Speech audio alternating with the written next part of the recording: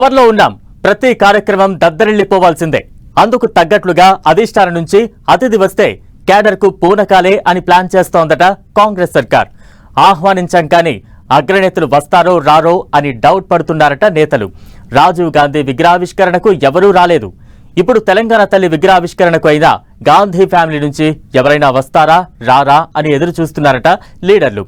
సోనియా రాహుల్ కు వీలు కాకపోతే ప్రియాంక గాంధీ వచ్చినా క్యాడర్లో ఫుల్ జోష్ వస్తుందని అనుకుంటున్నారట.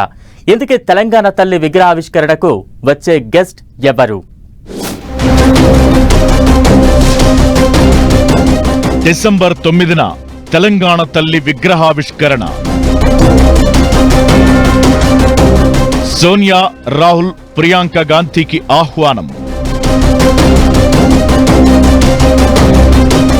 గాంధీ ఫ్యామిలీ మెంబర్స్ హాజరుపై లీడర్లలో ఉత్కంఠ. సెక్రటేరియట్లో తెలంగాణ తల్లి విగ్రహాన్ని ఏర్పాటు చేస్తోంది రేవంత్ సర్కార్. డిసెంబర్ 9న తెలంగాణ తల్లి విగ్రహాన్ని ఆవిష్కరించేందుకు సన్నాహాలు చేస్తున్నారు. అంటే 10-12 రోజుల్లోనే ప్రోగ్రాం ఉంది. ఈ నేపథ్యంలో తెలంగాణ తల్లి విగ్రహాన్ని కాంగ్రెస్ అధినేత్రి సోనియా గాంధీ లేకపోతే రాహుల్ గాంధీ చేత ఆవిష్కరింపజేయాలని సీఎం రేవంత్ రెడ్డి, కాంగ్రెస్ నేతలు భావిస్తున్నారు. ఇప్పటికే సోనియా, రాహుల్, ప్రియాంక గాంధీ సహా ఏఐసీసీ ముఖ్య నేతలందరినీ ఆహ్వానించినట్టు తెలుస్తోంది. డిసెంబర్ 9న సోనియా గాంధీ పుట్టినరోజు కావడం, అదే రోజు తెలంగాణ ఏర్పాటుపై ప్రకటన రావడంతో ఇప్పుడు తెలంగాణ తల్లి విగ్రహాన్ని కూడా గాంధీ కుటుంబ సభ్యుల చేత ఆవిష్కరింపజేస్తే సెంటిమెంట్ వర్కౌట్ అవుతుందని కాంగ్రెస్ నేతలు భావిస్తున్నారు.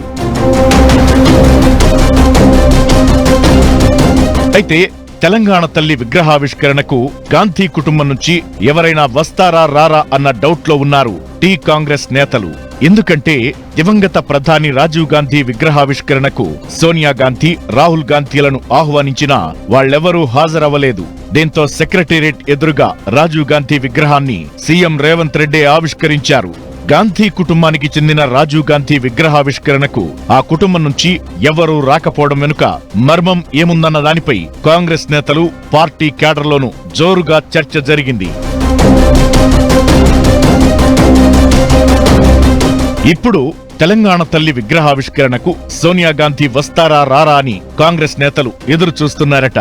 సోనియా గాంధీ రాకపోయినా కనీసం రాహుల్ గాంధీ లేదంటే ప్రియాంక గాంధీ అయినా వస్తే బాగుంటుందని అనుకుంటున్నారట.